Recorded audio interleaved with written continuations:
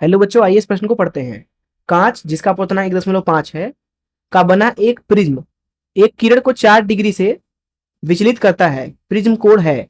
पहला ऑप्शन है 2 डिग्री, दूसरा ऑप्शन है 8 डिग्री, तीसरा ऑप्शन है 4 डिग्री, चौथा ऑप्शन है 16 डिग्री। आइए इस प्रश्न की मुख्य अवधारणा की चर्चा करें। मुख्य अवधारणा, तो प्रिज्म की संरचना हम समझते हैं।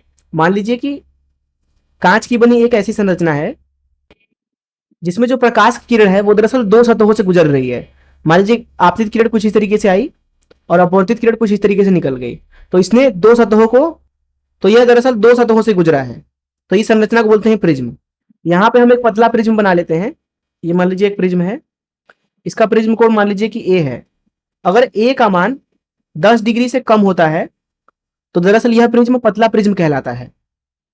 मान लीजिए कि दिए गए प्रिज्म के लिए अपवर्तनांक म्यू है और इसमें एक किरण आपतित कराते हैं कुछ इस तरीके से। अब ये किरण आपतित हुई, अपवर्तन के पश्चात मान लेते हैं इस दिशा में चली गई, तो ये हो गई आपतित किरण की दिशा और ये हो गई अपवर्तित किरण की दिशा। तो यहाँ जो विचलन हुआ है वो ये वाला कोण है, इसको डेल्टा से प्रदर्शित करते हैं। पतले प्रिज्म के लिए जब विचलन कोण का मान लिखा जाता है तो वह होता है प्रिज्म कोण गुणे उसका अपवर्तनांक ऋण 1 के बराबर। तो इस मुख्य अवधारणा का इस्तेमाल करके इस प्रश्न को हल करें। यहाँ पर इस प्रश्न में हमें अपवर्तनांक का मान दिया हुआ है जो कि 1.5। बोला जा रहा है कि प्रिज्म कोण 4 डिग्री है, क्योंकि 4 डिग्री 10 डिग्री से कम है इसलिए दिया गया प्रिज्म पतला प्रिज्म है, इसलिए उसके लिए हम विचलन कोण का मान लिख सकते हैं डेल्टा बराबर प्रिज्म कोण गुणे म्यू ऋण 1। तो यहां से क्योंकि इस प्रश्न में पूछा जा रहा है कि प्रिज्म कोण क्या है अर्थात ए का मान पूछा गया है, तो ए बराबर हो जाएगा विचलन भागे म्यू ऋण 1।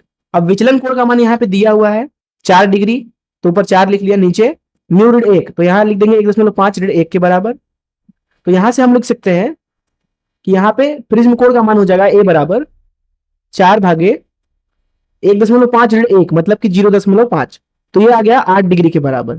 आइए देखिए कौन सा ऑप्शन सही है। जैसा कि यहाँ पे आप देख सकते हैं कि बी ऑप्शन सही होना चाहिए। मैं आशा करता हूं कि आपको इस प्रश्न का हल जरूर समझ आया होगा। धन्यवाद।